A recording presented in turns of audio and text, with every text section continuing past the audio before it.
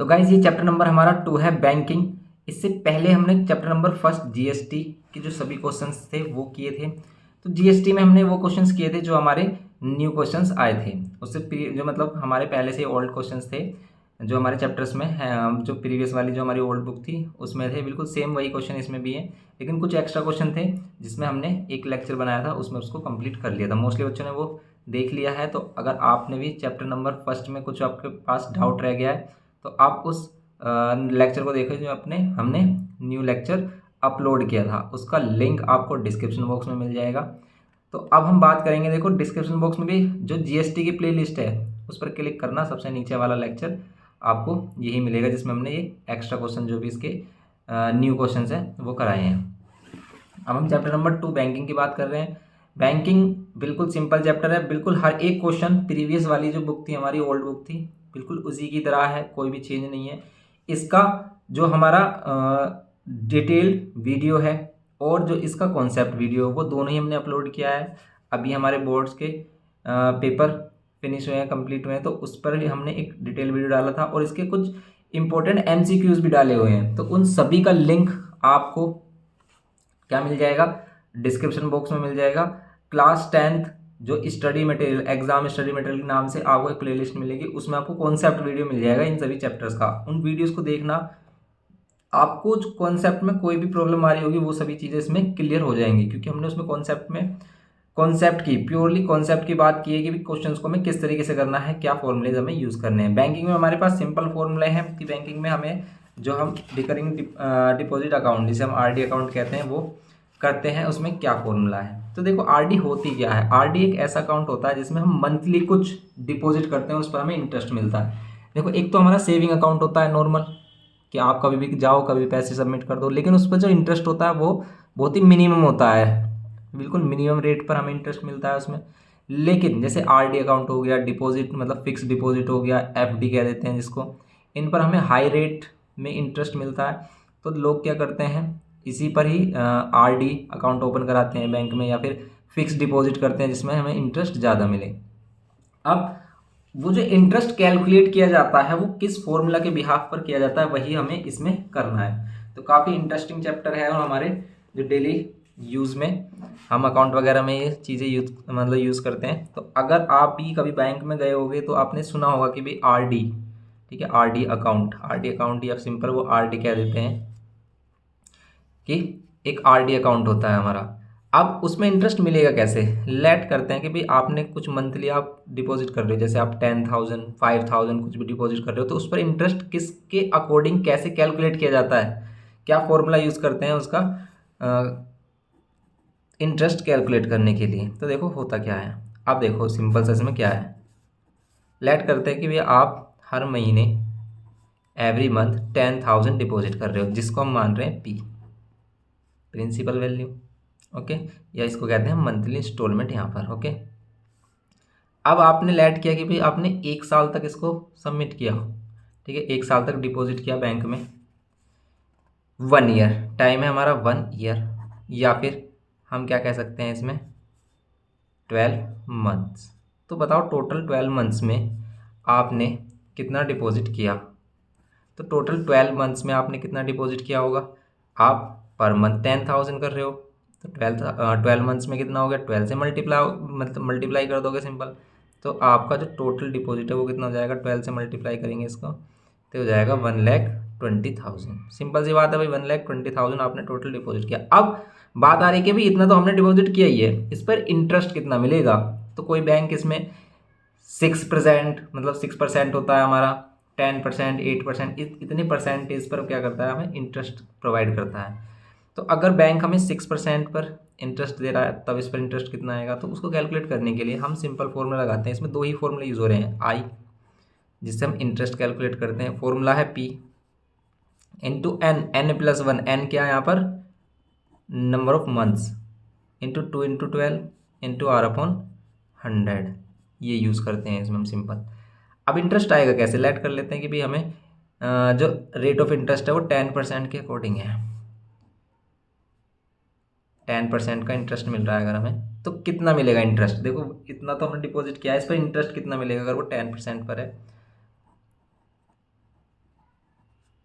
ये 1,00,000, क्या यहाँ 1,20,000 आएगा? नहीं, यहाँ पे सिर्फ पी मंथली इंस्टॉलमेंट होगा 10,000। तो यहाँ पर सिर्फ मंथली इंस्टॉलमेंट होगी 10,000 इंटू एन। एन क्या है यहाँ पर? टाइम। टाइम है अगर हमारे पास 12 मंथ्स तो 12, यहाँ 12 + 1 13, यहाँ डिवाइड बाय 2 इंटू 12 और इंटू रेट 10 और डिवाइड बाय 100। अब देखो इसको सोल्व कर लो आप। जैसे 12 से 12 कैंसिल हो रहा है, 10 से 10 ये कैंसिल हो गई, 10 से 10 ये कैंसिल हो गई। अब हमारे पास 2 बचा यहाँ पर और यहाँ 13। तो 13 की मल्टीप्लाई इससे कर रहे हैं तो आ रहा है 13,000। सिंपल 13,000 आ रहा है। अब 2 से और डिवाइड कर देंगे इसको। अगर हम 2 से और डिवाइड कर देते हैं तो 2 6 12, 1 कैरी, 2 5 10 और ये 2 zeros, ये आ गया हमारा 6,500 रुपीज़। तो ये 6,500 रुपीज़ क्या हो गया हमारा? इंटरेस्ट जो हमें मिल रहा है कि अगर हमने 1,20,000 डिपॉजिट किया तो उस पर हमें इंटरेस्ट मिलेगा। इसका मीन्स हमें मैच्योरिटी वैल्यू क्या मिलेगी? देखो इसमें कहते हैं कि भाई जब ये कंप्लीट हो जाती है आरडी, आप जितने भी फिक्स्ड मतलब टाइम के लिए इसको करते हो उतने ही टाइम पर आपको इंटरेस्ट मिल जाता है इसमें। अब इस पर मैच्योरिटी वैल्यू से कहते हैं मैच्योर, कि आरडी अकाउंट मतलब आरडी हमारी मैच्योर हो गई कि भाई हमने जितने मंथ्स के लिए यहाँ पर एग्रीमेंट किया था उतने मंथ्स हमारे कंप्लीट हो गए। अब हमें अपना पैसा चाहिए तो वो पैसे तुम्हारे अकाउंट में, जो तुम्हारा सेविंग अकाउंट है उसमें ट्रांसफ़र कर दिए जाते हैं। तो वो मिलेंगे कितने? तो वो मिलेंगे, ये तो है ही हमारे, ये तो हमने किए ही हैं। देखिए ये तो हमने पर मंथ किए ही हैं, तो टोटल हमारे 1,20,000 हो गए। तो इसमें 6,500 रुपीज़ और एक्स्ट्रा मिलते हैं। तो आपको टोटल कितना मिलेगा? मैच्योरिटी वैल्यू निकालने के लिए फॉर्मूला क्या है? P into n plus interest. Interest ये वाला ये आ रहा है जो। तो अगर हम पी इंटू एन की वैल्यू ये आ ही रही है हमारे पास, ये पी इंटू एन ही तो है। पी में हमने एन की मल्टीप्लाई ही तो की है। मीन्स पी की वैल्यू 10,000 थी और 10,000 में हमने क्या मल्टीप्लाई किया था? एन। एन क्या है? Number of months. तो ये वैल्यू आ गई, सिंपल सी बात। तो मैच्योरिटी वैल्यू के लिए जितना आपने डिपॉजिट किया प्लस इंटरेस्ट और कर दो। तो हमने डिपॉजिट कितना किया, कैसे पता चलेगा कि भाई हम 10,000 रुपये पर मंथ डिपॉजिट कर रहे हैं? कितने मंथ्स के लिए? 12 मंथ्स के लिए किया अगर हमने तो कितना हो जाएगा? 12 मंथ्स के लिए किया अगर हमने तो हमारे हो गए थे 1,20,000 और यहाँ पर कितना हो गया? ये 1,20,000 और ये कितना हो गया? इंटरेस्ट 6,500। बस इनको प्लस कर लेंगे, कितना आ रहा है? 126 या 500। तो ये आ गया 1,26,500 रुपीज़। सिंपल। तो ये दो ही मेन फॉर्मूले हैं इसके, 2 इंपॉर्टेंट फॉर्मूलाज हैं इसके। क्या फॉर्मूले हैं इसके? देखो एक तो ये वाला है फर्स्ट, पूरे ही चैप्टर में इसमें ये 2 ही फॉर्मूले यूज़ हो रहे हैं बस, इन्हीं के बेसिस पर ये कंप्लीट एक्सरसाइज है। तो ये सभी क्वेश्चंस हम कर चुके हैं ऑलरेडी। आप इनको देखें, इसके चैप्टर का कंप्लीट डिटेल वीडियो देख लें, और कॉन्सेप्ट वीडियो चाहिए तो कॉन्सेप्ट वीडियो देख सकते हैं, लिंक डिस्क्रिप्शन बॉक्स में मिल जाएगा। जो क्लास 10th एग्जाम मटेरियल के लिए वाली सीरीज हमने डाली ना, उसके लेक्चर देखना अगर आपको कॉन्सेप्ट देखना है तो उसमें बिल्कुल कॉन्सेप्ट की बात की गई है और हर चीज़ें बिल्कुल क्लियरली समझ में आएंगी, उसमें कोई भी प्रॉब्लम नहीं होगी। जैसे इसमें क्वेश्चन नंबर 5 देखते हैं कि 5 में बच्चों को काफ़ी डाउट आया था, तो 5 वाले क्वेश्चन की बात करते हैं कि क्वेश्चन नंबर 5 में बच्चों को क्या प्रॉब्लम आई है। तो क्वेश्चन नंबर 5 जो हमने वीडियो अपलोड की हुई है इसमें 5 में बच्चे प्रॉब्लम कर रहे हैं कि भाई क्वेश्चन नंबर 5 में प्रॉब्लम है, a man has a recurring deposit account in a bank for 3.5 year. N की वैल्यू है 3.5 ईयर, मीन्स मंथ्स में कितनी हो जाएगी? देखो 3 2 3 6 1 7 7/2 ईयर। मंथ्स में चेंज करने के लिए 12 से मल्टीप्लाई कर दो, आ जाएगा 2 6 और 7 6 42 कितना मंथ्स? 42 मंथ्स ये हो जाएगा। ये क्या है हमारी एन की वैल्यू 42 मंथ्स। फिर if the rate of interest is 12% per annum, if the rate of interest is 12% annum per annum मतलब yearly, and the man gets 10,206 on maturity. Maturity पर उसे कितने मिलते हैं? मतलब ये मैच्योरिटी वैल्यू है इसकी 10,206 rupees. And find the values of monthly instalment. तो इसका मंथली इंस्टॉलमेंट फाइंड करो कितने का है, बताओ मंथली इंस्टॉलमेंट। तो पी की वैल्यू फाइंड करनी है। अब पी की वैल्यू फाइंड कैसे करें? देखो जो भी ये मेन वैल्यू देगा, अगर ये इंटरेस्ट देता तो डायरेक्ट इंटरेस्ट वाला फॉर्मूला लगाते। अब इसने मैच्योरिटी वैल्यू दी है, अगर इसने गिवन किया है मैच्योरिटी वैल्यू, तो मैच्योरिटी वैल्यू होती है पी इंटू एन प्लस आई। क्या आई इंटरेस्ट है हमारे पास? नहीं है, तो इंटरेस्ट का भी फॉर्मूला यूज़ कर सकते हैं हम। देखो यहाँ पे मैच्योरिटी वैल्यू ऐसी रहने दें, यहाँ P इंटू एन, पी की वैल्यू में फाइंड करनी, एन की वैल्यू है हमारे पास। यहाँ पर फिर अगेन हम ये जो बड़ा फॉर्मूला था आई का, आई इजिकल्स टू क्या होता है P into n, n plus 1/100 12 into 2 into 12 into R/100, ये फॉर्मूला यूज़ कर लेंगे। तो यहाँ पर यही फॉर्मूला यूज़ कर रहे हैं हम, n plus 1/2 into 12 into R/100। Okay, अब इसमें से कॉमन ले लेंगे, मैच्योरिटी वैल्यू 10,206 रुपीज़, इसमें से P कॉमन लेंगे और एन भी कॉमन आ रहा था, एन भी ले सकते हैं। देखो एन भी कॉमन आ रहा था, एन भी आप कॉमन ले सकते हो। होगा क्या एन कॉमन लेने से, यहाँ बचेगा 1, यहाँ P और एन कॉमन ले लिया था, यहाँ एन प्लस 1 कॉमन लेने से बेनिफिट ये होता है कि कैलकुलेशन काफ़ी इजी हो जाती है। अब देखना आप कितनी जल्दी ये कैलकुलेट हो जाएगा क्वेश्चन। ये आ रहा है हमारा 10,206 रुपीज़, पी की वैल्यू में फाइंड करनी, लेकिन एन की वैल्यू है हमारे पास कितना 42 मंथ्स। यहाँ पर ये 1 प्लस, यहाँ पर 42 रखेंगे तो 42 प्लस 1 कितना हो जाएगा 43, और यहाँ 2 इंटू 12, यहाँ पर आर की वैल्यू 12% है, 12 इंटू 100। अब आप 42 है, ये मल्टीप्लाई में है पूरा, तो इधर डिवाइड में आ सकता है 42, यहाँ पी 1 प्लस करेंगे इसको 12 से 12 कैंसिल, आप ऊपर आ रहा है हमारा 43 और यहाँ पर 2 इंटू 100 200। क्या ये कैंसिल हो रहा है, ये कैंसिल हो रहा होगा अगर हम देखें इसे। 42 को 2 से कैंसिल कर सकते हैं, 2 5 सा, इसको भी 2 से कर रहे हैं हम, 2 1 ज़ा 2, 0 2 3 सा, 2 से इसको भी 2 2 ज़ा 2 1 सा, फिर इसको कैंसिल करो। देखो ये 7 से हो रहा है क्या, ये भी 7 से हो रहा है, ये 3 से हो रहा है क्या, ये भी 3 से हो रहा है, 5 4 1 6 और 6 3, 3 से हो रहा है, 3 से कर लो, 3 7 सा, 3 से इसे करेंगे अगर हम, 3 1 ज़ा 3, 2 कैरी, 3 7 सा, फिर 0 का 0 1 1।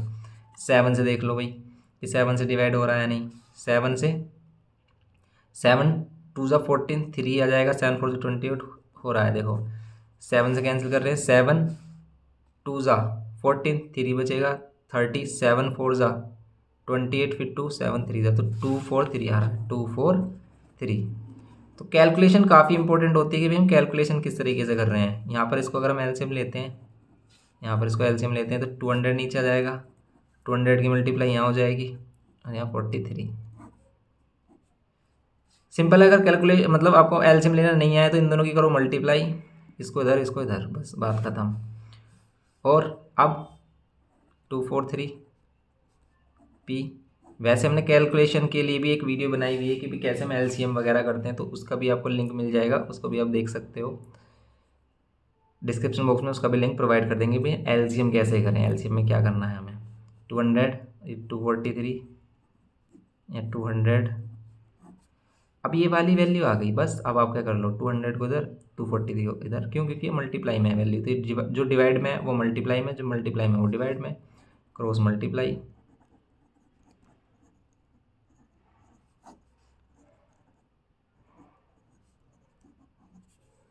ऐसे सीजर वाली मल्टीप्लाई, तो ये हो गई 200। ठीक है, इसे कहते हैं कैंची वाली मल्टीप्लाई, इसको इधर। ओके, तो ये आ गया 200, तो मंथली इंस्टॉलमेंट आ गई 200 रुपीज़। तो ये सिंपल सा था क्वेश्चन बिल्कुल हमारा। तो ये इस टाइप से आप क्वेश्चन नंबर 5 इसका कर सकते हो।